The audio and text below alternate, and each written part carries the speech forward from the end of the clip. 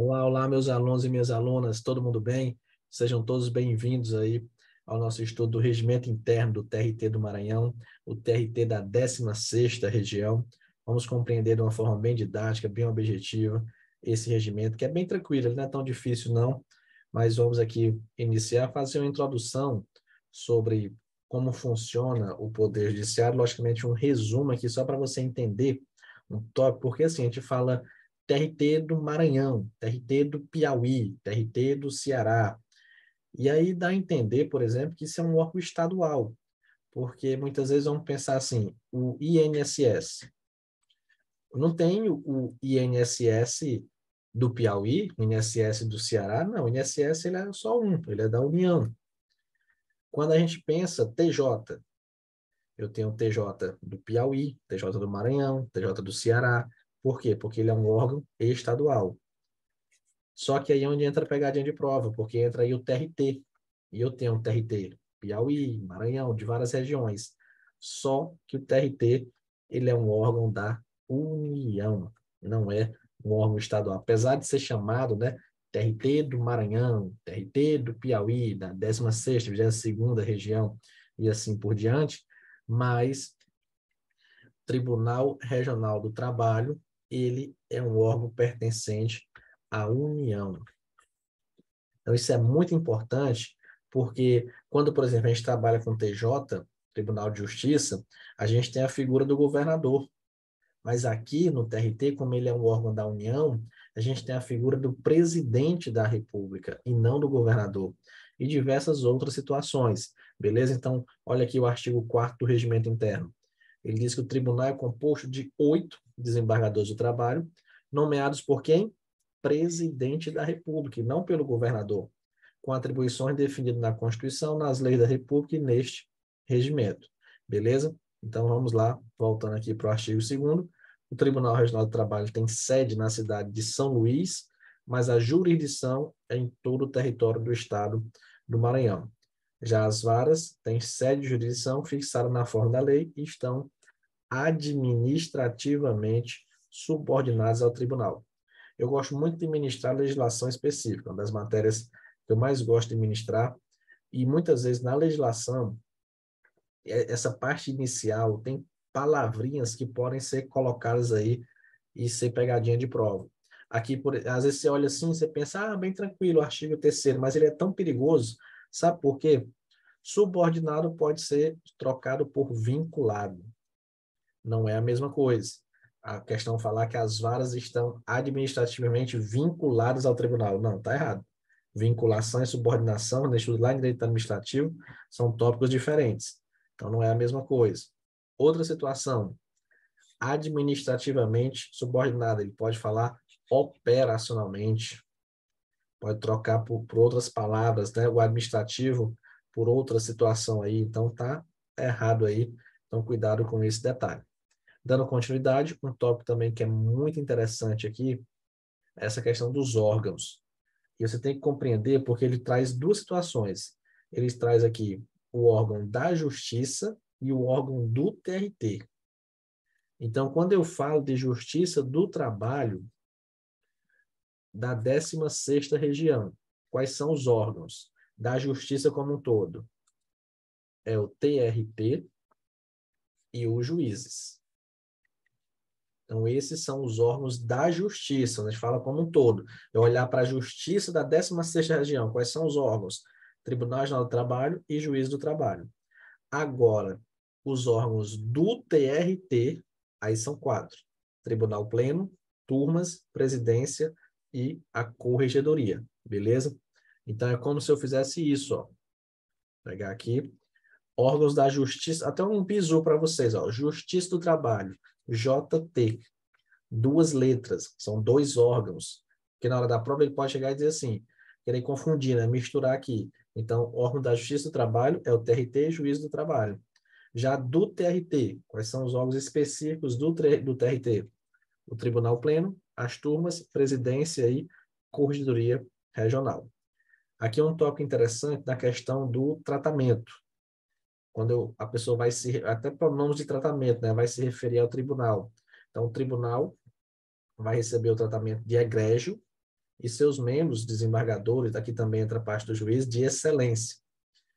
E as varas terão, olha o pulo que eu dei aqui, artigo 6º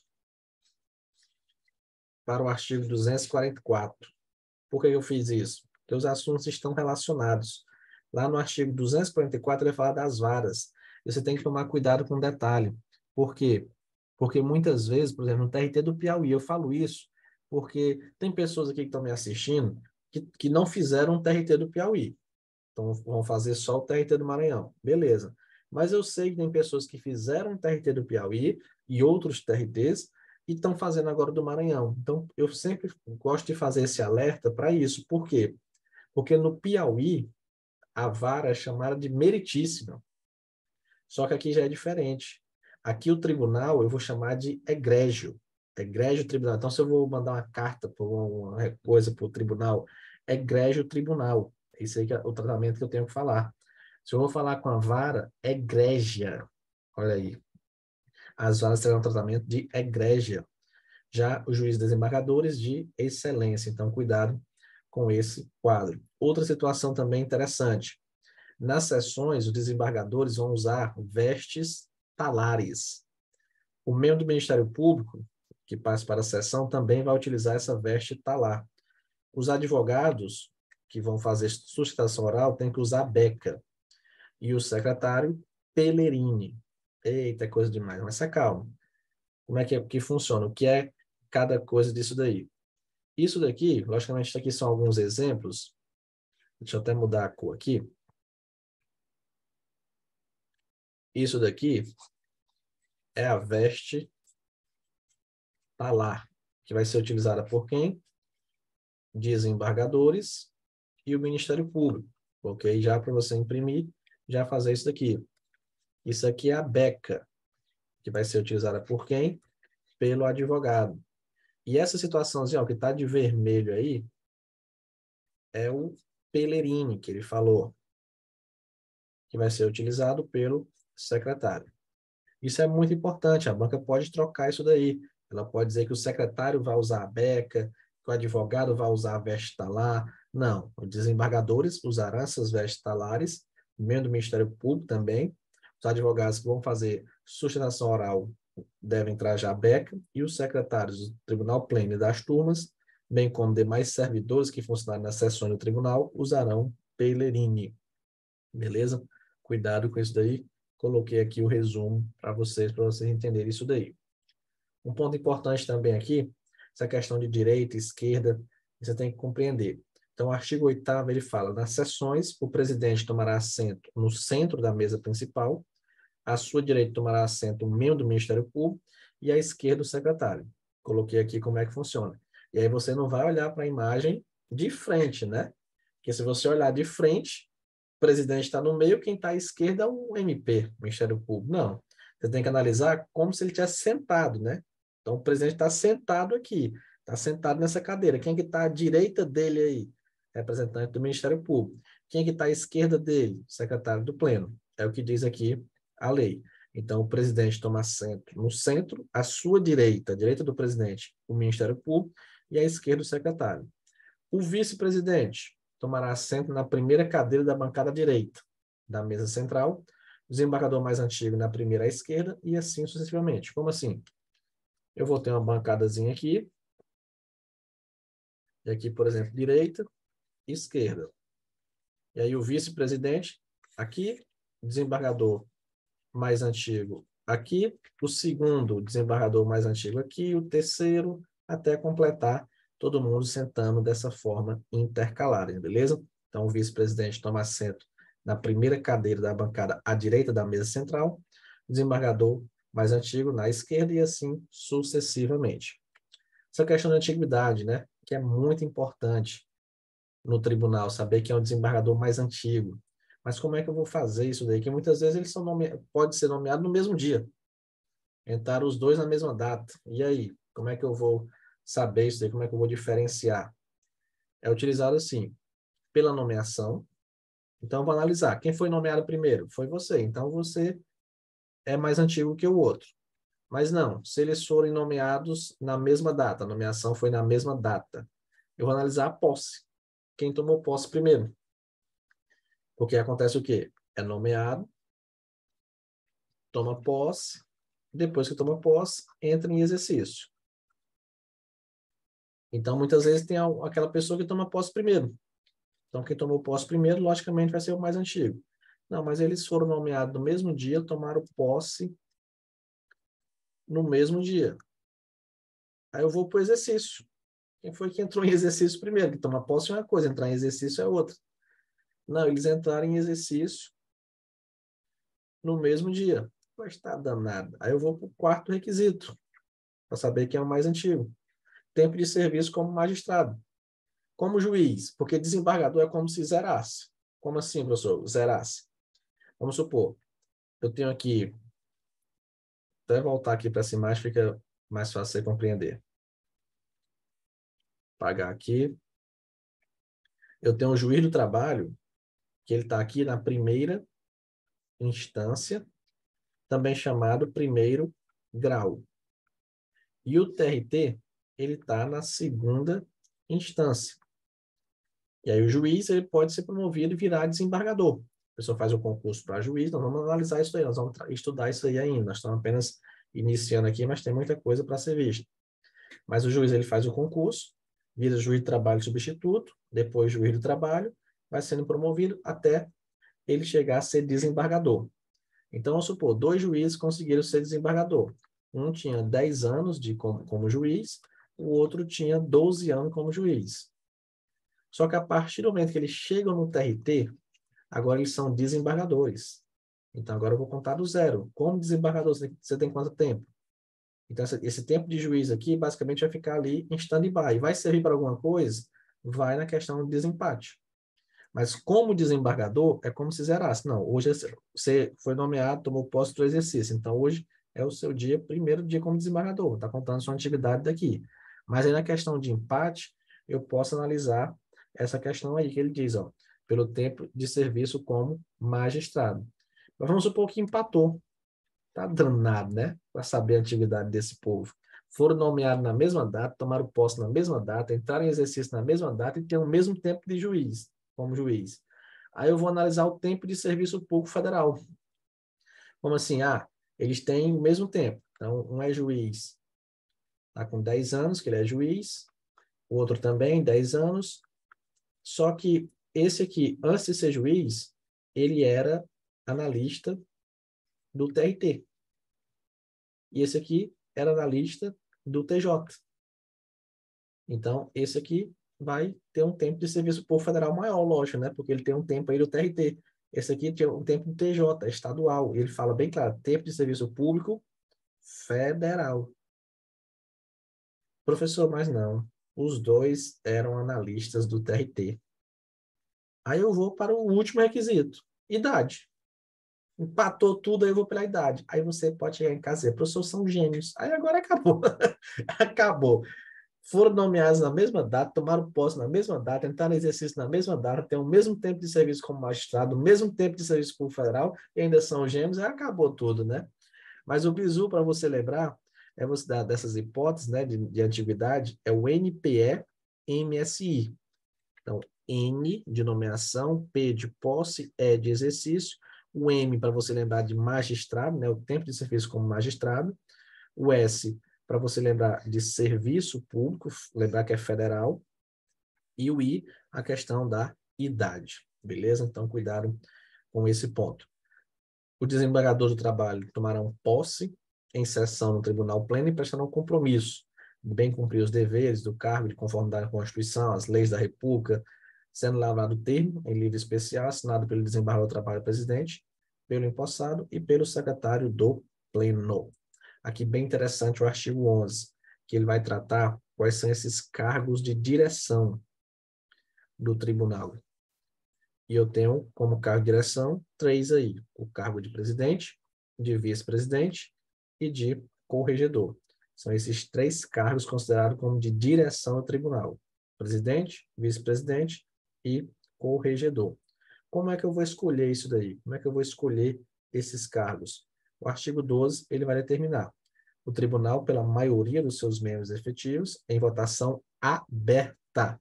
Cuidado com isso, porque em outros regimentos internos, muitas vezes a votação é dita lá como secreta. Só que o regimento interno do TRT da 16ª Região, ele é bem atualizado. E ele já coloca a votação aberta, porque muitas vezes a votação está lá no YouTube, mas em outros regimentos fala que é fechado, né?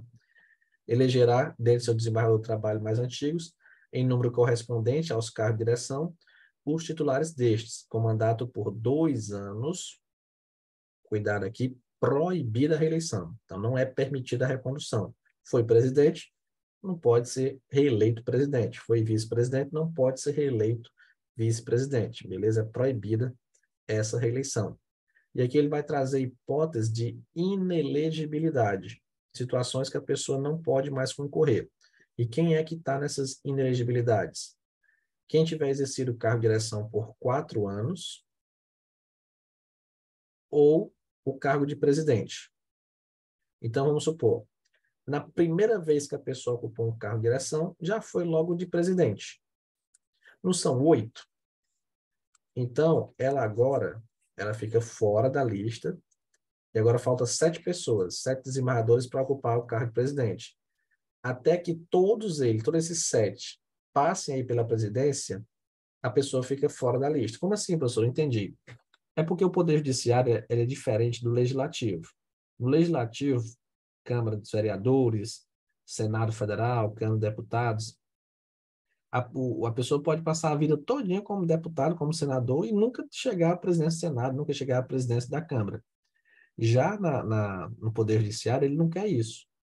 Ele quer que a pessoa chegue lá, ele quer dar a possibilidade para a pessoa virar presidente mesmo. Então, quando um desembargador ele se torna presidente ali do órgão, ele sai da lista, ele não pode concorrer mais. Ele só vai poder concorrer novamente quando todos os nomes ali elegíveis puder concorrerem, né, e chegarem à presidência. Em outras palavras, falando no popular, quando todo mundo virar presidente. Então, são 8 pessoas, vamos supor. Eu fui o primeiro a ser presidente. Então, eu deixo o segundo ser, o terceiro, o quarto, o quinto, o sexto, o sétimo. Quando o 8º for presidente, aí eu chego lá e digo, então quer dizer que todo mundo aqui foi presidente, né? Sim. Pois então, pronto. Agora eu vou ser de novo. Agora eu posso concorrer novamente. E quem exerceu por 4 anos um cargo de direção também fica fora aí, beleza? Então, a pessoa exerceu a vice-presidência por 2 anos, depois a presidência por mais 2, está fora aí nesse caso, beleza? São 2 situações de inelegibilidade. Quem exerceu por 4 anos cargo de direção ou cargo de presidente não vai figurar entre os elegíveis até que se esgotem todos os nomes na ordem de antiguidade. Um tópico bem interessante que é a obrigatória aceitação do cargo, salvo recuso manifestado e aceita antes da eleição. Então a pessoa está lá, você vai ser o próximo presidente do TRT. Aí a pessoa ela tem a possibilidade de recusar isso daí. Não, não quero não. Passa a minha vez aí. Se ela não recusar, é obrigatório que ela aceite o cargo. Ela vai ter que aceitar. Depois, vamos supor, vai que ela dorme no ponto, né? E aí passa a eleição, ela não recusa. Agora, você agora vai ser presidente. Aí eu não queria, não. Não pode, agora acabou, meu filho. É obrigatória a aceitação do cargo. Salvo recuso manifestada e aceita, mas essa recusa tem que ser antes da eleição. Antes da eleição ocorrer, é que a pessoa tem que manifestar a recusa. Depois que a eleição estiver feita, já era, tem que aceitar o cargo. Beleza? Um tópico bem interessante, porque ele fala aqui, ó, o disposto deste artigo não se aplica ao desembargador do trabalho eleito para completar período de mandato inferior a 1 ano. Como assim? O mandato é de 2 anos. Mas vamos supor, o desembargador faleceu, o desembargador se aposentou compulsoriamente, alguma coisa, e eu coloquei uma pessoa lá no lugar dele, para ocupar a presidência. Mas essa pessoa ocupou só por 8 meses. Isso significa que ele já virou presidente e, por exemplo, está fora dessa lista? Não, porque o prazo foi inferior a 1 ano, então ele continua elegível, ele continua podendo ser candidato.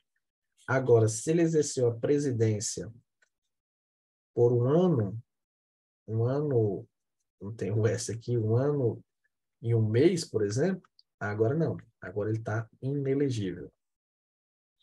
Já conta como se ele tivesse sido presidente, beleza? A eleição vai se realizar no prazo mínimo de 60 dias antes do término dos mandatos anteriores, e os eleitos tomarão posse em sessão solene em data marcada pelo Tribunal Pleno. Então, 60 dias antes do término dos mandatos, a eleição aí ela deve ser realizada, lógico que isso é um prazo mínimo, né? Um prazo mínimo aí de 60 dias antes do término dos mandatos anteriores. Os mandatos do presidente e do vice vão se estender até a posse dos respectivos sucessores, se marcada para a data excedente ao biênio. Como assim? É 2 anos o mandato deles, mas a posse, por algum motivo, alguma situação, foi marcada, vamos supor, é para acabar em dezembro, mas a posse foi marcada para fevereiro, tá? Era para acabar em dezembro de 2022, aqui acabava o mandato, em janeiro de 2023 já começava o mandato de outro presidente, de outro vice-presidente, só que a posse ficou marcada para fevereiro. Então, esse pessoal aqui, que era para sair em dezembro, eles continuam como se fosse passar o bastão, né? Fosse passar a cadeira. Tem que entregar e fica até a posse aí dos sucessores. Aqui é um tópico bem interessante e esse parágrafo 5º parece muito com aquela questão da eleição, vagando lá o cargo de presidente, vice-presidente da República e tal, né?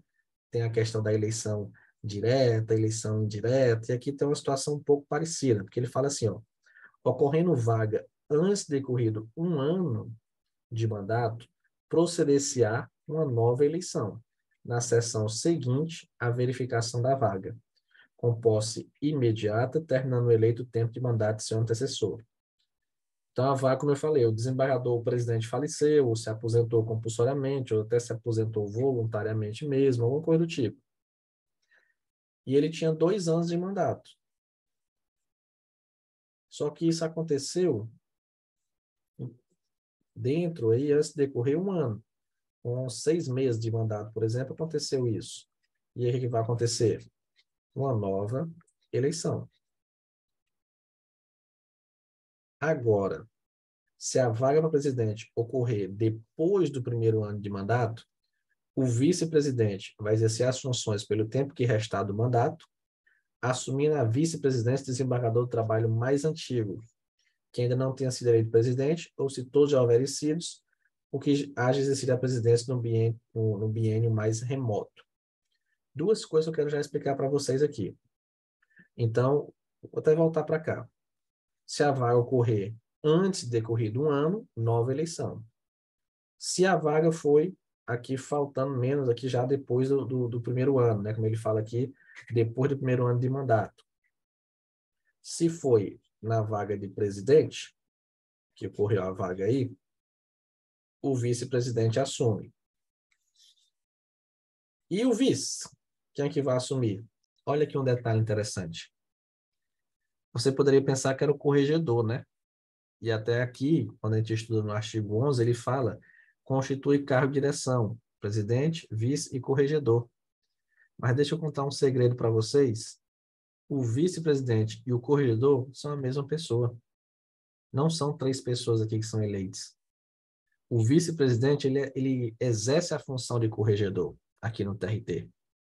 Então, parece aí que são 3 pessoas, né? Mas não. Aqui são eleitas 2 pessoas, o presidente e o vice. Porque o vice faz a função de corregedor, beleza? Então, por isso, que quando tem essa vaga aqui, o corregedor não vai assumir. Por quê? Porque ele é a mesma pessoa do vice. Então, o vice passa para a presidência, e agora quem que vai ser vice?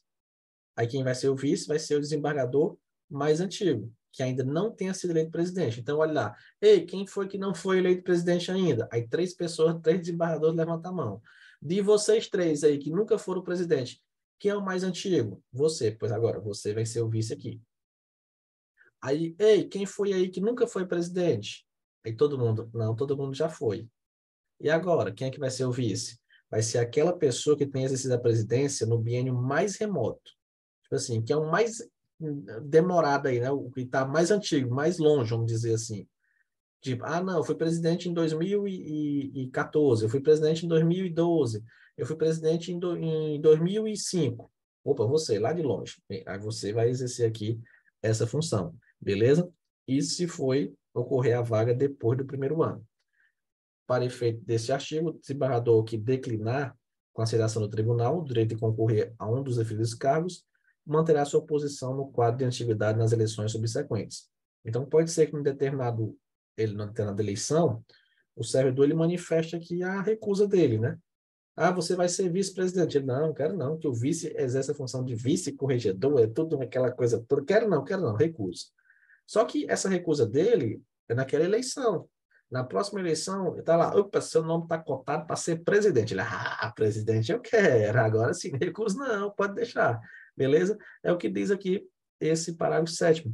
Para efeito desse artigo, o desembargador do trabalho que declinar, né, que não quiser consideração do tribunal pleno, o direito de concorrer a um desfile de cargos, manterá sua posição no quadro de atividade nas eleições subsequentes. Beleza. Durante o período de transição, aqui ó, parece muito com eleição, né? Quando um candidato perde, o outro ganha, tem aquela transição, aqui também eles falam muito sobre isso daí. Durante o período de transição, fica facultado aos dirigentes eleitos indicar formalmente a equipe de transição, um coordenador e membros de todas as áreas do tribunal, que terá acesso integral aos dados e informações referentes à gestão em curso.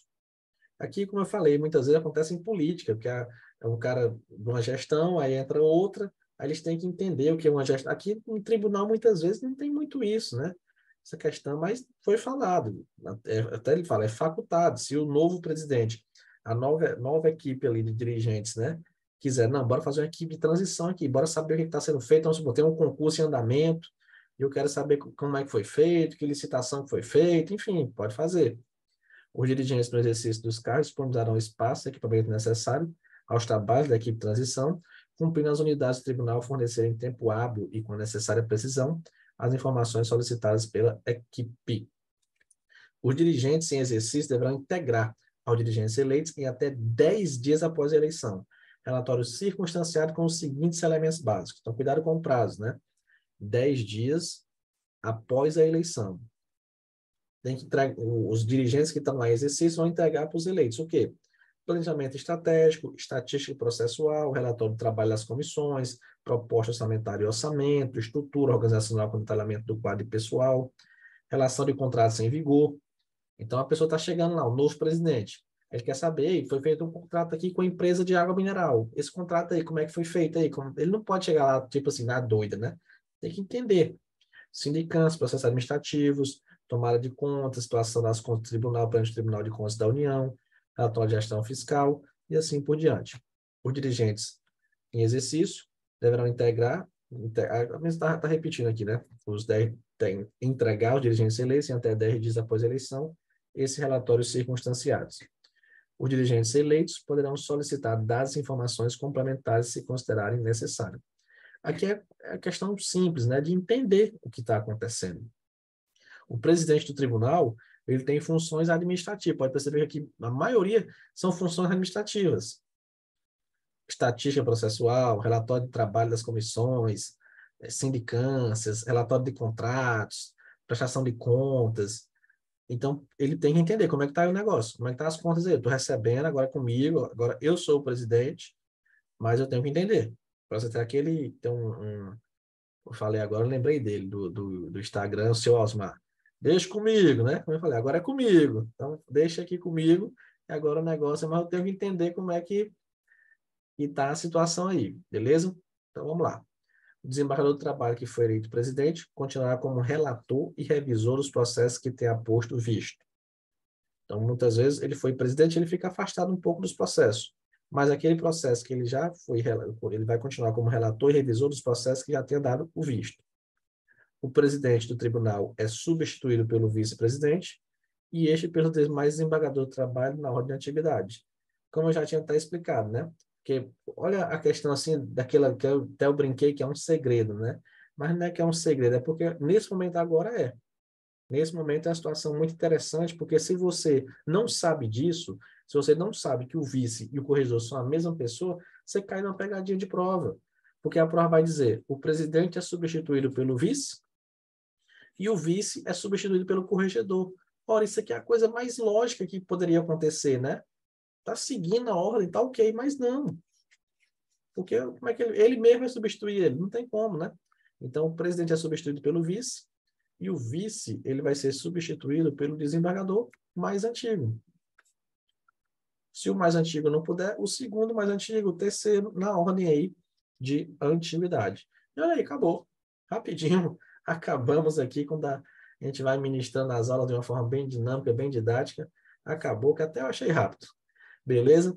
Então, passamos aí por essa parte do tribunal, dos órgãos diretivos, da eleição, tópicos aí muito importantes, dos mais cobrados em prova, pode ter certeza, essa parte aqui, essa parte inicial, pegando como base aí outros tribunais, é uma das partes mais cobradas. A gente vai trabalhar com todo o regimento interno aí, sempre essa pegada, bem didática, bem dinâmica, para que você possa visualizar todo o regimento interno, que às vezes é um estudo chatinho, é um estudo cansativo, mas tem que ler. Não pode deixar de ler o regimento interno. Por mais didático, por melhor que seja a aula, pode ser minha, pode ser de qualquer outro professor, você tem aprendido tudo, mas tem que ler, não pode deixar de ler, beleza? Mas uma dica, você pode deixar para ler depois que assistir às aulas, que aí fica bem mais fácil você compreender. Mas tem pelo menos uma vez antes da prova, você tem que fazer a leitura completa do regimento interno. Mas, como eu falei, deixa para o final das aulas, que aí às vezes fica até mais fácil, porque muitos tópicos, o professor explicou, já sei o que é isso, beleza? Então, valeu, um forte abraço a todos e bons estudos.